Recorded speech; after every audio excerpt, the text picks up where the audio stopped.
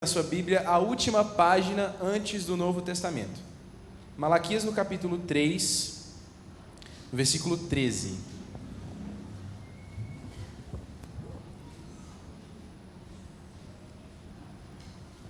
O tema da minha mensagem hoje é a última palavra. A última palavra.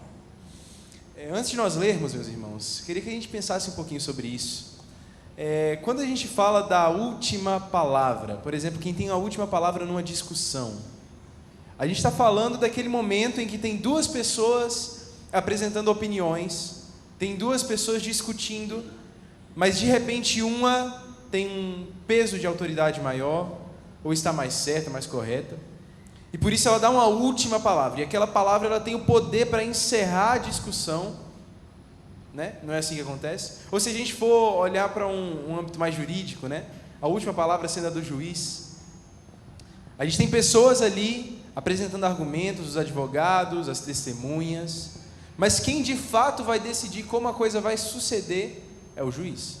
É aquela pessoa que tem ali a maior autoridade dentro da corte, né? E eu queria que a gente desse uma analisada nesse texto juntos, e a gente visse como Deus, é sobre isso que eu vou falar, Deus, apesar das muitas vozes e apesar dos muitos discursos, Deus tem sempre a última palavra. Deus tem sempre o maior peso na hora de resolver uma discussão. Eu queria que a gente lesse a partir do versículo 13, diz assim: vocês disseram palavras duras contra mim, diz o Senhor, e ainda perguntam, o que falamos contra ti? Vocês dizem, é inútil servir a Deus. De que nos adianta guardar os seus preceitos e andar de luto diante do Senhor dos Exércitos? Agora, pois, nós vamos dizer que os soberbos é que são felizes. Também os que praticam o mal prosperam. Sim, eles tentam o Senhor e escapam. Então os que temiam o Senhor falavam uns aos outros. O Senhor escutou com atenção o que diziam. Havia um memorial escrito diante dele para os que temem o Senhor e para os que se lembram do seu nome. Eles serão a minha propriedade peculiar naquele dia que eu preparei, diz o Senhor dos Exércitos. Eu os pouparei como um homem que poupa o filho que o serve. Então vocês verão mais uma vez a diferença entre o justo e o ímpio, entre o que serve a Deus e o que não o serve. Amém? Vamos fazer mais uma oração, irmãos? Pai, nós nos colocamos diante de Ti na posição de aprender. Nós sabemos que a Tua palavra é a verdade, ela é penetrante, ela é um diagnóstico para nós. Deus, e nós queremos nos aproximar da Tua palavra com humildade de coração. E Te pedimos, Deus, espírito de sabedoria e de revelação, do pleno conhecimento de Jesus. Que o Senhor venha abrir o nosso entendimento, abrir o nosso coração para receber a Tua verdade, Pai. Em nome de Jesus é o que nós Te pedimos. Amém. Meus irmãos, nós vimos aqui um evento estranho, para dizer o mínimo. Pessoas que falaram palavras duras contra o Senhor. Sabe, nós ouvimos muito quando, no nosso contexto cristão, nós ouvimos muito que a boca fala daquilo que está cheio o coração.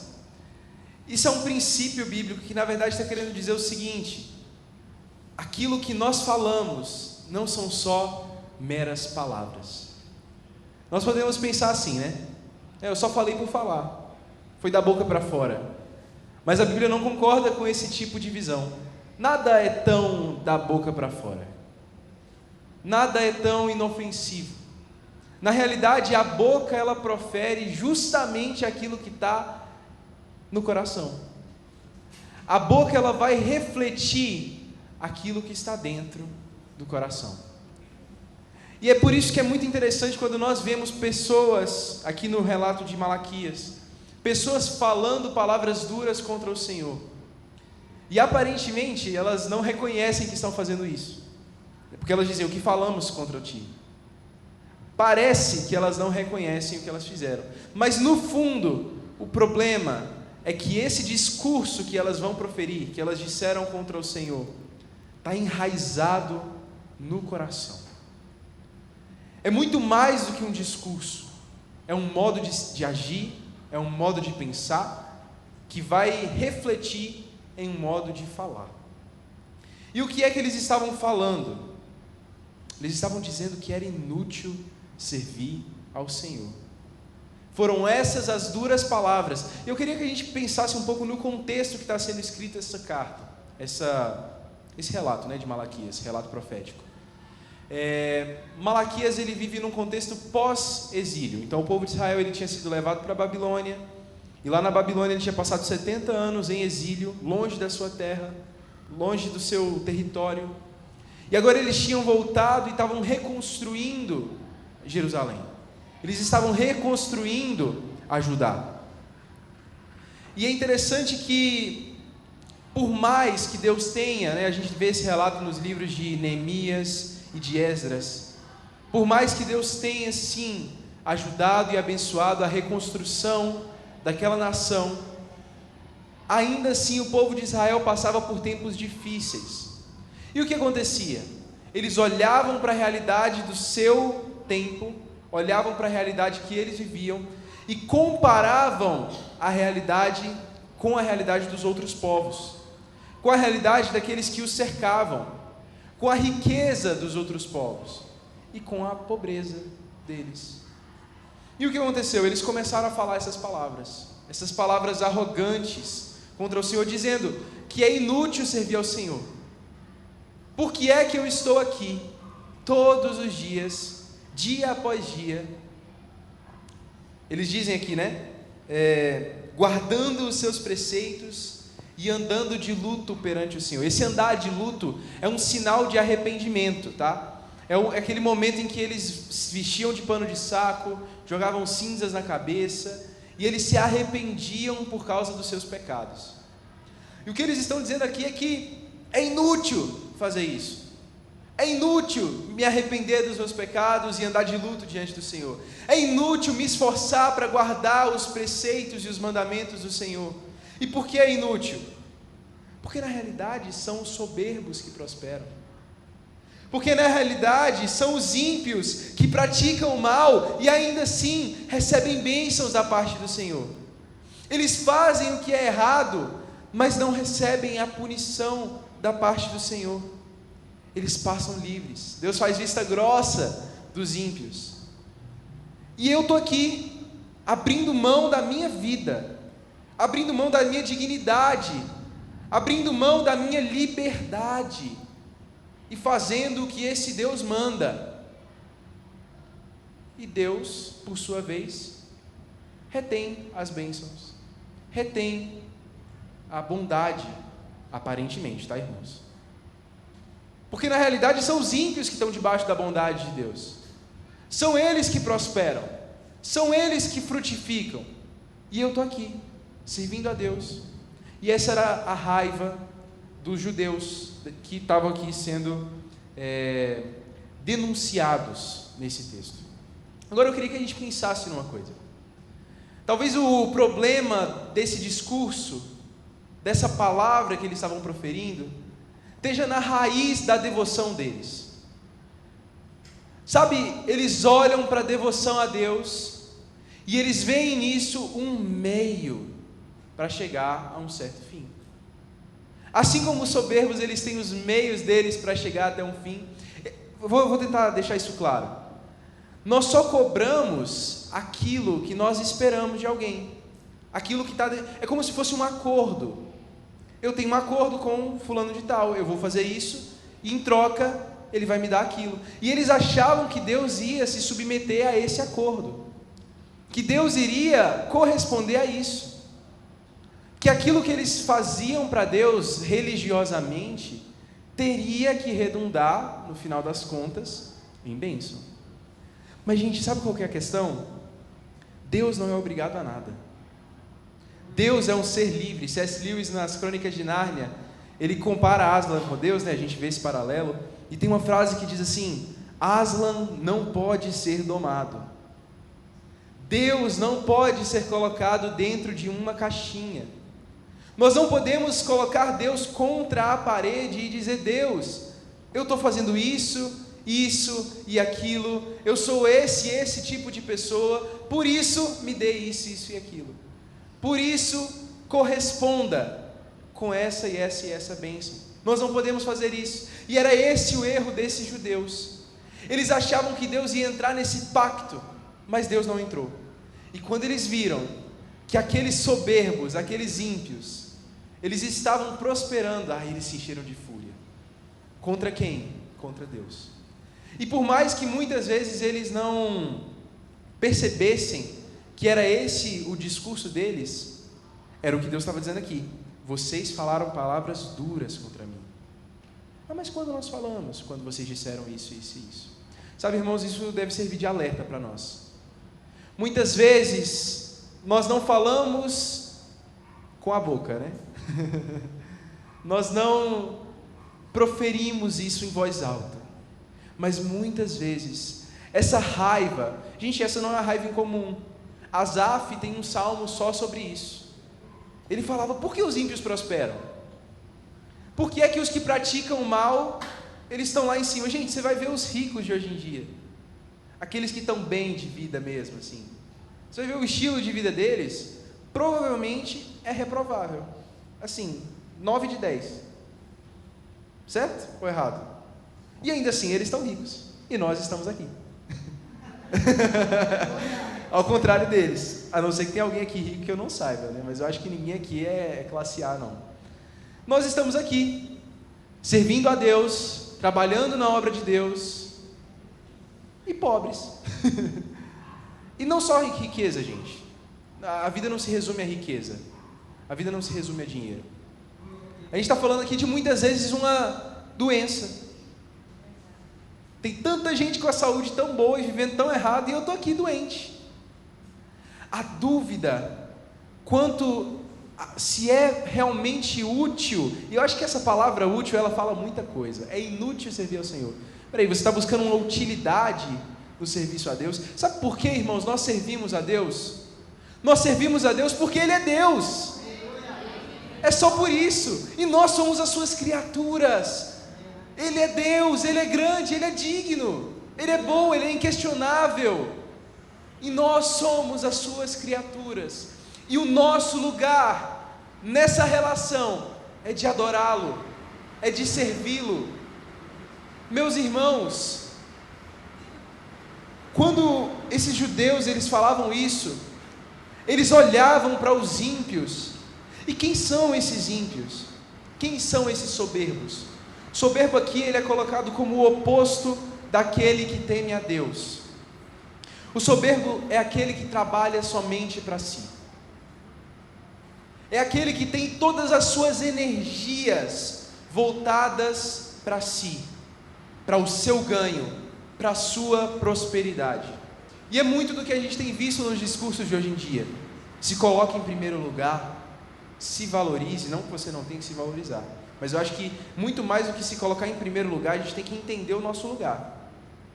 Um parênteses aqui, a gente não tem nem que se colocar no primeiro lugar, porque o primeiro lugar é de Deus, e nem a gente se coloca em último lugar, porque a gente não está lá. A gente tem que entender o nosso lugar. Nosso lugar é de filhos de Deus, amados, queridos, benditos do Senhor, amém. Só um parênteses nisso. Mas os soberbos, eles se colocam em primeiro lugar. Esse tipo de gente vai investir toda a sua energia em si mesmo. E percebe que isso é o exato oposto daquilo que Deus propõe como o estilo de vida de um cristão, como o estilo de vida de alguém temente a Deus. Porque nós somos chamados a investir as nossas energias, em primeiro lugar, para Deus, e em segundo lugar, para o próximo. Não são esses os 2 maiores mandamentos? Amarás o Senhor teu Deus de todo o teu coração, e amarás o teu próximo como a ti mesmo. Que chuvão, hein? Nós somos chamados a isso, e é exatamente o oposto do estilo de vida que é pregado na nossa sociedade hoje. Primeiro eu, depois o meu próximo, quem sabe Deus. Os soberbos, meus irmãos, são aqueles que evitam o sofrimento. Sabe, nós como servos de Deus, nós sabemos que muitas vezes o sofrimento é o que é necessário. Muitas vezes faz parte da vida o sofrimento, e Deus está nisso. Deus muitas vezes nos ensina através do sofrimento. Inclusive nós suportamos, ou eu espero que nós venhamos a suportar, a perseguição por causa do Evangelho.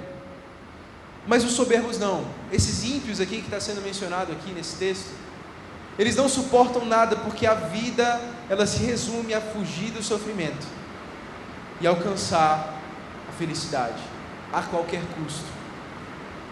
Os soberbos, eles pensam de uma forma, eles têm dentro de si um pensamento que diz: o mundo seria melhor se Deus não existisse. O mundo seria melhor se Deus não existisse. O que isso quer dizer? Muitas vezes, essas pessoas estão dentro da igreja. Elas cumprem o que tem que cumprir, muitas vezes por medo do inferno, muitas vezes buscando ao céu, os dois ao mesmo tempo, né? Muitas vezes buscando uma bênção, mas se alguém desse para eles a oportunidade de viver num mundo onde eles não teriam que ter medo do inferno, e pudessem ter o céu, pudessem ter as bênçãos no presente, sem Deus, essas pessoas rapidamente aceitariam. Essas pessoas, elas não gostam, não entendem o porquê de tantas ordenanças, o porquê de tantos mandamentos da parte de Deus, mas os fazem. Por quê? Porque é o que tem que fazer. São pessoas que têm a si mesmas em primeiro lugar. E aí o povo de Israel olhava para essas pessoas que muitas vezes estavam adorando a deuses estranhos de outras nações, muitas vezes não adoravam a Deus nenhum, e eles diziam: são esses os que prosperam, são esses os que recebem bênçãos, são esses que são felizes. Meus irmãos, quem são as nossas referências? Quem são aqueles que nós olhamos e dizemos: são esses os que prosperam, são esses os que são felizes? É assim que eu quero ser. Será que as nossas referências, elas estão todas voltadas para pessoas que estão distantes de Deus, pessoas que não se voltam para Deus, nem para os seus mandamentos, nem para o caminho do Senhor, mas estão bem de vida, e a gente olha e fala: essa é a minha referência, essa é a pessoa que eu queria ser? Era isso que estava acontecendo aqui. Essas pessoas disseram essas palavras contra Deus. E é interessante que dizer contra Deus não é levantar o punho para o céu e começar a falar com Deus. Não é isso. Dizer isso, eles diziam entre si, eram nas conversas, nos diálogos que eles tinham, eles proferiam essas palavras. Irmãos, isso é muito sério. Lá em Judas, quem quiser abrir comigo, Judas, capítulo único.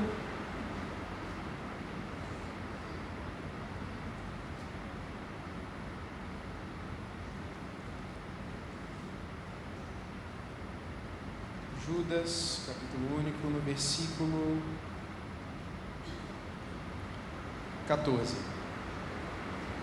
Diz assim: foi a respeito deles que também profetizou Enoque, o sétimo depois de Adão, dizendo: eis que o Senhor vem com milhares de seus santos, para exercer juízo contra todos, e para convencer os ímpios a respeito das suas obras ímpias que praticaram, e a respeito de todas as palavras insolentes que os ímpios pecadores proferiram contra ele.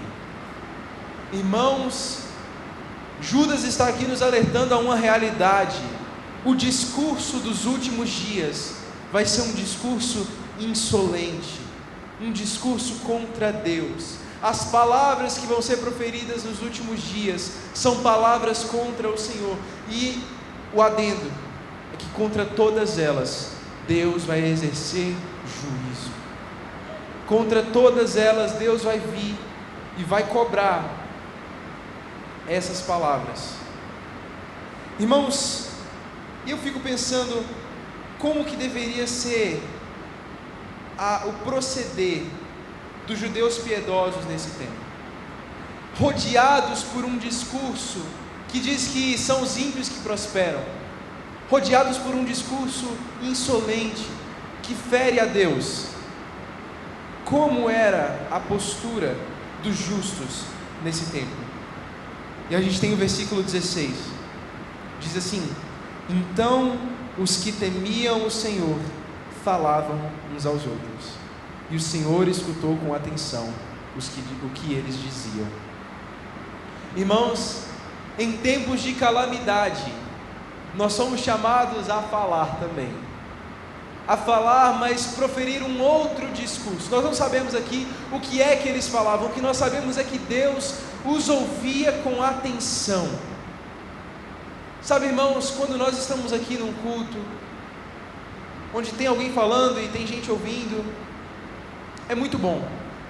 Mas quando nós nos reunimos e nas nossas conversas nós temos a marca de Deus, quando nós fazemos o que está escrito lá em Hebreus, no capítulo 3, que nós não devemos deixar de congregar, como é costume de alguns irmãos, nós vemos aqui que os justos, eles estavam reunidos e eles falavam entre si.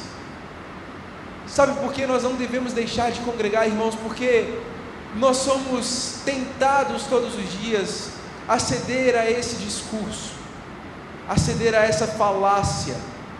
E quando nós juntamos as nossas experiências com Deus, quando nós juntamos a nossa fé, e a gente começa a conversar sobre isso, e a gente começa a falar uns com os outros sobre isso, nós somos revigorados, nós somos fortalecidos. Irmãos, que poder existe na comunhão dos irmãos, que poder existe na reunião dos santos, quando nós nos encorajamos a mais um pouco perseverar amando a Deus, a mais um pouco perseverar negando a si mesmos, a mais um pouco perseverar honrando ao Senhor acima de todas as coisas. Sabe, irmãos, aqui diz que o Senhor escutou com atenção o que eles diziam, e havia um memorial escrito diante dele para os que temem o Senhor e para os que se lembram do seu nome. Sabe, irmãos, nós podemos não ser como os grandes dessa terra, nós podemos não ser ricos, nós podemos não ser famosos, nós podemos não ser grandes aqui na terra, mas para esses justos aqui que falavam entre si, está escrito que havia um memorial diante de Deus para eles. Sabe o que isso quer dizer? Que Deus escreveu os nomes deles, de cada um deles, na sua frente, para que eles jamais se esquecessem deles. Meus irmãos, isso é maravilhoso. Tem um memorial no céu, diante de Deus, com o meu e com o seu nome, meu irmão. E Deus não se esquece nem de mim, nem de você, ainda que muitas vezes pareça demorado em agir, ainda que muitas vezes pareça, e ênfase no pareça, que são os ímpios que prosperam. Deus está guardando, está lembrado de nós. Deus se lembra de mim e de você. E enquanto isso, enquanto Deus não decide dar aquela palavra final, enquanto Deus não decide encerrar esse debate, essa discussão entre uma voz e a outra voz, nós nos fortalecemos, nós perseveramos uns com os outros em comunhão. Meus irmãos, isso é maravilhoso, isso é maravilhoso. Agora, não é essa a conclusão da história. A história não acaba aí. Deus, ele faz uma promessa: esses que hoje, nesse tempo de perversidade, nesse tempo de impiedade, esses que se lembram do meu nome, esses que temem a mim. E temer ao Senhor aqui, lembrando que é o oposto desse estilo de vida ímpio. Se o estilo de vida ímpio, ele se volta só para si, nós nos voltamos para Deus e para o próximo. Se o estilo de vida ímpio, ele foge do sofrimento, nós aceitamos o sofrimento como oportunidade de crescimento. E se esse estilo de vida ímpio considera que o mundo seria melhor se Deus não existisse, nós, meus irmãos, amamos ao Senhor de todo o nosso coração e desejamos estar com Ele de todo o nosso coração, não pelo que Ele pode nos dar, não pelo que Ele pode nos oferecer, mas por quem Ele é. Esses que temem ao Senhor, a promessa de Deus é: eles serão a minha propriedade peculiar. Quando? Naquele dia que eu preparei, diz o Senhor dos Exércitos. Eu os pouparei como um homem poupa o filho que o serve. Então vocês verão mais uma vez a diferença entre o justo e o ímpio, entre o que serve a Deus e o que não serve. Sabe, irmãos, hoje pode parecer que realmente não compensa, mas existe um dia, esse dia que a Bíblia diz que está no coração do Senhor, lá em Isaías 63, esse dia que está no coração do Senhor, nesse dia nós veremos claramente a diferença entre o justo e o ímpio. Nós veremos claramente a diferença entre o que teme a Deus e o que não teme. Deus tem preparado um dia, meus irmãos. Deus tem preparado um dia. E Ele vai falar disso no capítulo 4, versículo 1. Pois eis que vem o dia, queimando como uma fornalha. Todos os soberbos e todos os que praticam o mal serão como a palha. O dia que vem os queimará, diz o Senhor dos Exércitos, de modo que não lhes deixará nem raiz e nem ramo. Mas para vocês que temem o meu nome, nascerá o sol da justiça, trazendo salvação nas suas asas. Vocês sairão e saltarão como bezerros soltos da estrebaria. Vocês pisarão os ímpios, pois eles se farão cinzas debaixo das plantas dos pés de vocês, naquele dia que eu preparei, diz o Senhor dos Exércitos. Meu irmão, glória a Deus, glória a Deus. Sabe, irmãos, Deus está dizendo: está chegando um dia. Quem crê que esse dia está próximo? Amém. Esse dia está próximo, o dia do Senhor. Esse dia que nós tanto esperamos, o dia do retorno do nosso Senhor, será o dia em que claramente se verá a diferença entre o justo e o ímpio. Sabe, irmãos, eu acho muito interessante. Ele diz que o dia vem queimando como uma fornalha. Essa comparação do dia do Senhor com o fogo. E ele diz, que os ímpios serão como a palha. Eu acho isso muito interessante, porque o soberbo que se apresenta aqui no versículo 13, 14 e 15 do capítulo 3, ele se apresenta forte como bronze, ele se apresenta inquebrável, assim como a gente vê hoje, irmãos, o discurso soberbo dos nossos dias, que apresentam uma humanidade inquebrável, que não precisa mais de Deus, que não precisa mais se lembrar do Senhor. Nós damos conta, nós conseguimos, a ciência está tão avançada, as descobertas, as inovações, elas estão tão grandes, que nós não precisamos mais desse Deus. Nós somos fortes, nós estamos caminhando para algum lugar, a humanidade está chegando nos seus melhores dias. Meus irmãos, esses que são fortes diante do Senhor são como palha. Na realidade, a humanidade é como palha. Se nós formos olhar lá eu não anotei essa referência, mas se eu não me engano é 1 Pedro, diz que toda a humanidade é como a erva, e todo povo é como a relva do campo. Seca-se a erva e vai a sua flor com o sopro do Senhor. E ele diz: mas aqueles que fazem a vontade de Deus permanecem para sempre. Meus irmãos, nós somos um sopro. A humanidade é um sopro, mas o que Deus nos oferece é que se hoje, nessa vida, nesse tempo, nós nos portarmos humildemente diante do Senhor, naquele dia nós seremos fortes, naquele dia nós seremos grandes, não porque é da nossa natureza ser forte, ou é da nossa natureza ser grande, mas porque é isso que Deus faz com aqueles que temem o seu nome, com aqueles que amam a Ele. Essa é a promessa do Senhor. Mas por outro lado, os soberbos, aqueles que hoje nessa vida se apresentam fortes e inquebráveis, eles são reduzidos a palha, e o dia que vem os queimará. Isso é muito sério, meus irmãos, porque o chamado do Evangelho não é um chamado para se fortalecer e ser grande em si mesmo, mas é um chamado para ser fraco diante do Senhor e deixar que Ele te fortaleça.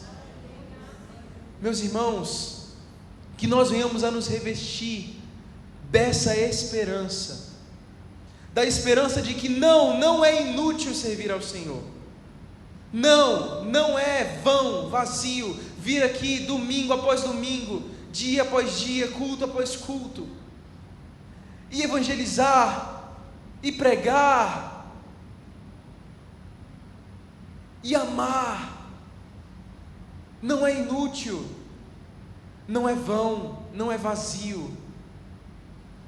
Deus está preparando um dia, e nesse dia tudo se acertará, as coisas voltarão ao seu devido lugar. Deus está preparando um povo, meus irmãos, quem crê nisso? Amém. Deus está preparando um povo, à semelhança do seu filho, não à semelhança do primeiro Adão, que desejou ser grande, que desejou ser como Deus. Não foi isso o pecado de Adão? Ele olhou para aquela fruta, ele viu que era agradável aos olhos e boa para obter entendimento. Ele caiu, ele e Eva caíram na conversa da serpente, que disse que se vocês comerem essa fruta, vocês se tornarão iguais a Deus. Irmãos, o grande pecado, o pecado número 1, é o pecado da soberba, é o pecado da arrogância, daquele que quer tomar para si a grandeza que pertence somente a Deus. Meus irmãos, cuidado ao querer ser grande. Não há problema em enriquecer, mas a Bíblia diz: aquele que é rico glorie-se em nada ser.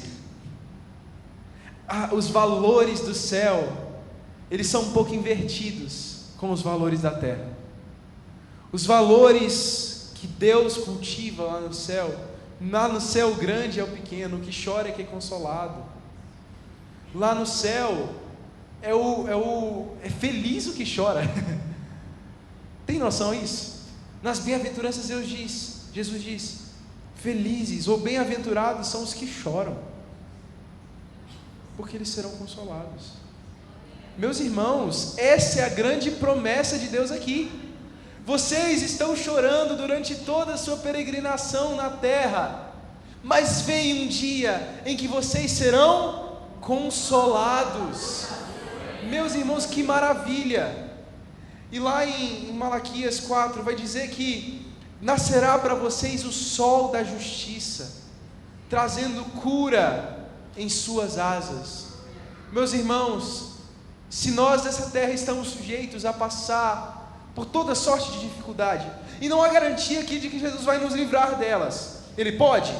Ele pode. Nós oramos para isso? Nós oramos para isso. Mas Ele vai?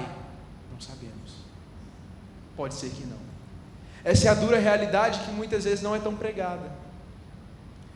Deus, Ele quer curar, mas e quando Ele não cura? E quando a cura não vem? Quando a resolução do problema não vem? Quando a solução para a crise financeira não vem? Onde ancoramos a nossa esperança? Ancoramos no cuidado de Deus? Sim, ancoramos no cuidado de Deus. Nós não nos preocupamos, né? Ou não deveríamos nos preocupar com o que comer, com o que beber, com o que vestir. São os gentios de todo mundo, os pagãos, que se preocupam com essas coisas. Mas para além disso, nós não temos muitas garantias nessa terra, não é verdade? Só que a nossa esperança, ela está ancorada no dia da consolação. A nossa esperança está ancorada no dia da salvação do Senhor. no dia em que Ele enxugará dos olhos toda a lágrima, no dia que não haverá mais choro, nem dor, nem pranto. Meus irmãos, é o que diz lá em Apocalipse, no capítulo 21, no versículo 1. E vi novo céu e nova terra, pois o primeiro céu e a primeira terra passaram, e o mar já não existe. Vi também a cidade santa, a nova Jerusalém, que descia do céu da parte de Deus, preparada como uma noiva enfeitada para o seu noivo. Então ouvi uma voz forte que vinha do trono e dizia: Eis o tabernáculo de Deus com os seres humanos, Deus habitará com eles. Eles serão povos de Deus, e Deus mesmo estará com eles, e lhes será o Deus deles. E lhes enxugará dos olhos toda a lágrima, e já não existirá mais morte, já não haverá luto, nem pranto, nem dor, porque as primeiras coisas passaram. Meus irmãos, é como a parábola do rico e do Lázaro. O que o anjo conclui quando... É o anjo? Agora não me lembro se foi anjo ou se foi Deus, desculpa, gente. Mas é o que é concluído na parábola, quando diz assim, que Lázaro na sua vida só recebeu dor e sofrimento, e agora ele está em repouso. Por outro lado, o rico teve de tudo nessa vida, e agora ele está em tormentos. Longe de mim aqui, irmão, está colocando uma teologia da riqueza e da pobreza. Não é isso, estou dizendo que quem é rico vai para o inferno e quem é pobre vai para o céu. Não é isso, vai ter pobre que vai para o inferno e vai ter rico que vai para o céu. Amém? Mas o que eu estou dizendo aqui é que existem pessoas que se esforçam para ter tudo nessa vida e esquecem de ajuntar tesouro nos céus, e outras que temem ao Senhor e guardam os seus mandamentos e confiam no seu nome. E essas pessoas, eu e você, meu irmão, naquele dia que vem, nós seremos os mais ricos, os mais alegres, os mais fortes, porque assim foi do agrado do Senhor, assim é o que Deus quer fazer.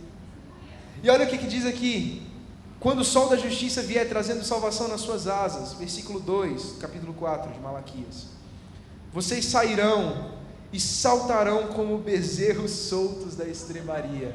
Eu fico pensando nessa imagem, irmão, o nível de alegria que a pessoa precisa estar para ser comparada com um bezerro solto. Literalmente abriu a porteira e vai sair a gente lá saltando de alegria com o dia que vem. Meu irmão, por outro lado, vocês pisarão os ímpios, pois eles se farão cinzas debaixo das plantas dos pés de vocês, naquele dia que eu preparei, diz o Senhor.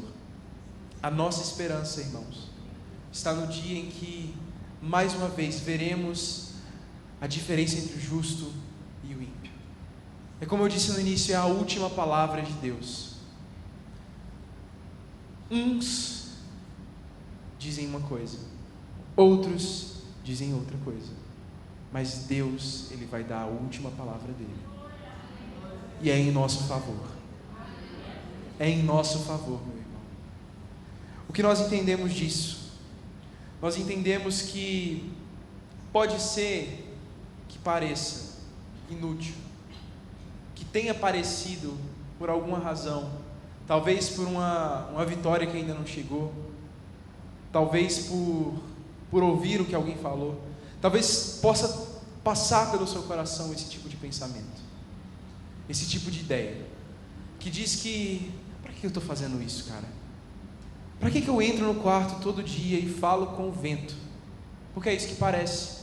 Para quem não crê, eu estou entrando no quarto, fechando a minha porta e falando com o vento. Mas para nós que cremos, nós sabemos que aquilo é um mistério de Deus, é a nossa comunhão com Deus.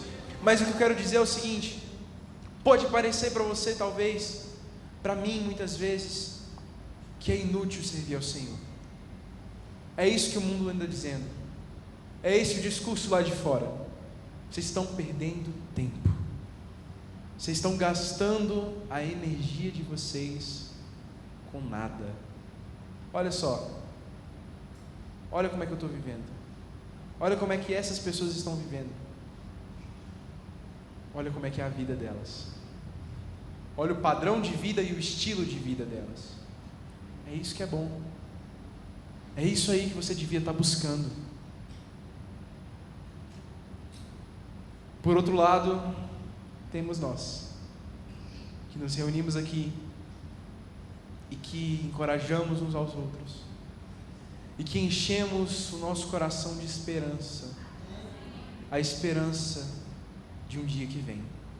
E esse dia vem, o dia da última palavra de Deus, o dia em que Ele vai encerrar essa discussão e que se verá claramente a diferença entre o justo e o ímpio. Amém?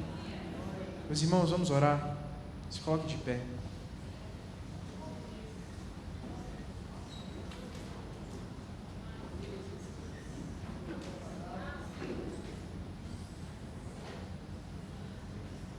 Hoje o Espírito Santo quer tirar a dúvida do nosso coração, tirar o receio do nosso coração de estarmos perdendo o nosso tempo, encher a nossa mente, o nosso coração de esperança, de que não é nessa vida que as coisas vão se resolver, não é nesse tempo que tudo vai se ajeitar, mas existe um dia preparado pelo Senhor, e nesse dia tudo vai se ajeitar. Senhor Jesus, graças nós te damos, porque existe um memorial escrito diante do Senhor, um memorial com o meu nome e com o nome dos meus irmãos, Deus, e que o Senhor não se esquece de nós nem um dia, ainda que muitas vezes, Deus, o Senhor pareça distante, nós sabemos, Deus, que o Senhor não se esquece de nós, que o Senhor nos guarda e nos protege nas tuas mãos. E o Senhor tem preparado um dia, Senhor. Como desejamos esse dia, Deus. Como ansiamos por esse dia. Maranata, Deus. Nós clamamos Maranata. Ora vem, Senhor Jesus. Vem e faz mais uma vez justiça. Faz mais uma vez, Deus, diferenciar o justo e o ímpio, o que teme a Deus e o que não teme. Deus, nós ansiamos por esse dia em que sairemos e saltaremos como bezerros soltos do aprisco. Nós ansiamos por esse dia, Pai, e nós te pedimos, Deus, vem, Senhor, vem, Senhor Jesus, em nome de Jesus, amém.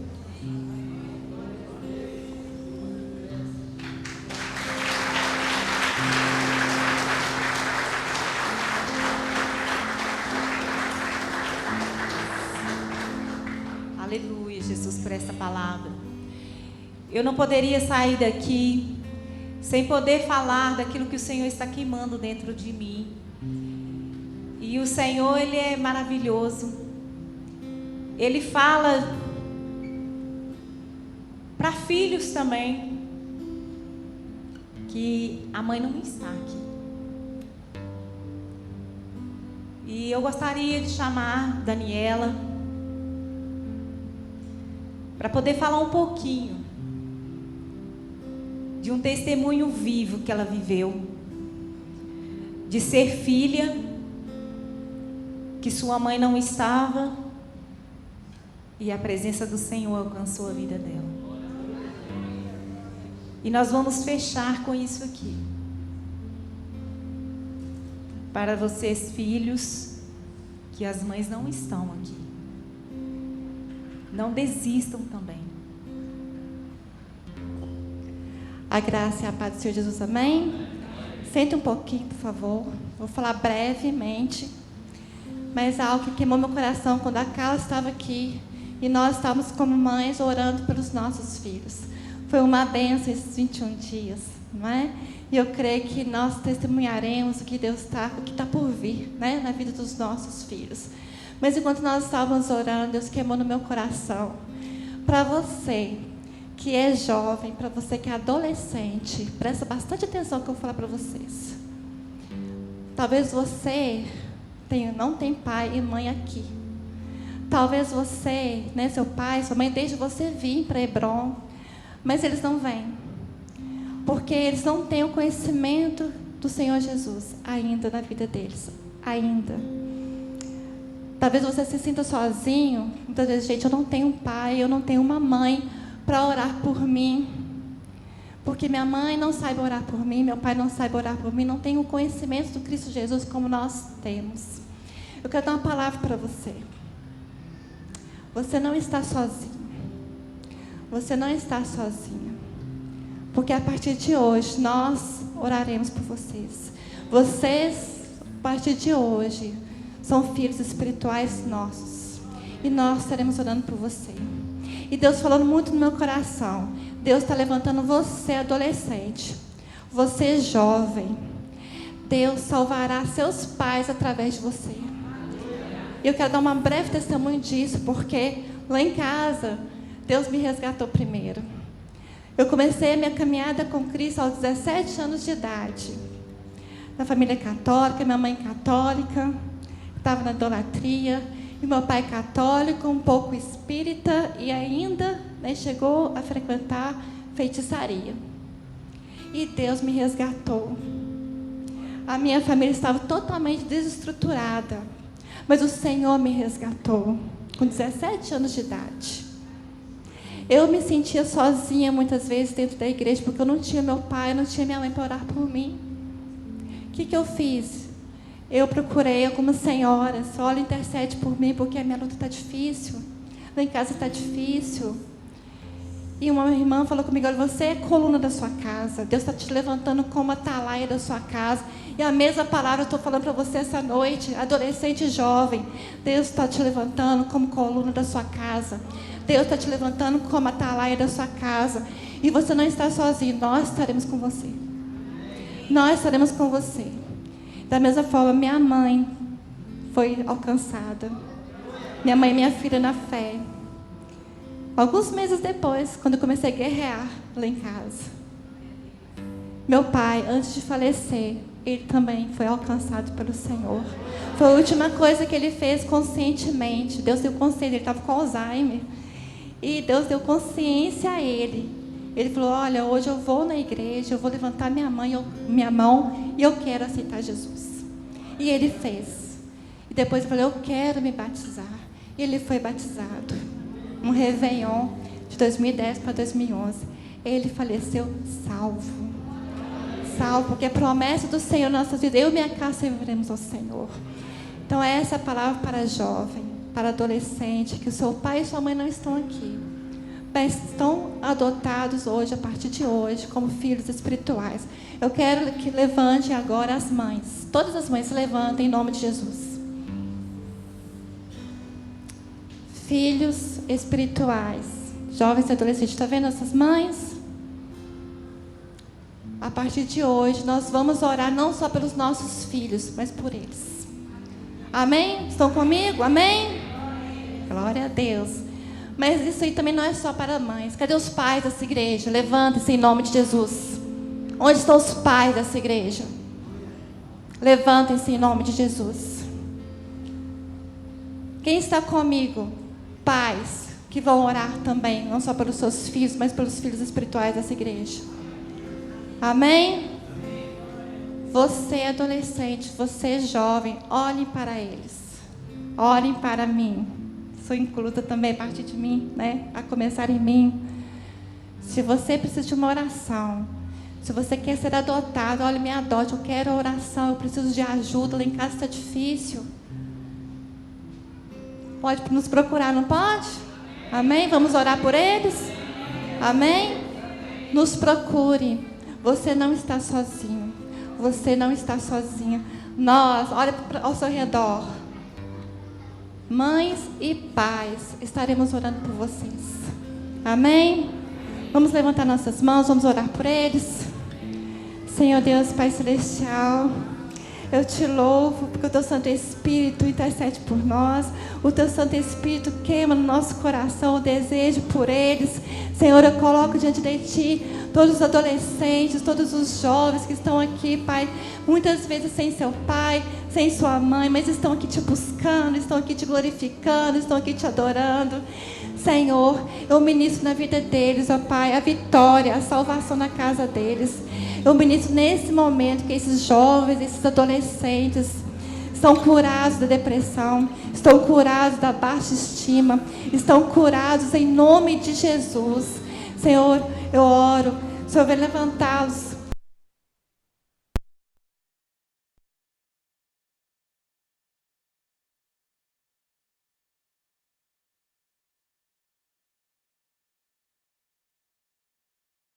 Salvação do pai, a salvação da mãe, a salvação dos seus irmãos, de toda a sua família. Em nome de Jesus, nós ministramos a salvação da casa deles. Em nome de Jesus. E nos capacita, Senhor. Nos capacita, meu Pai, para que nós possamos ajudá-los. Que nós possamos ser usados por Ti, Senhor, para ajudar cada um deles. Em nome de Jesus, nós declaramos vitória. Vitória na vida deles, dos nossos filhos espirituais, em o nome de Jesus. Amém. Amém. Aleluia. Glória a Deus.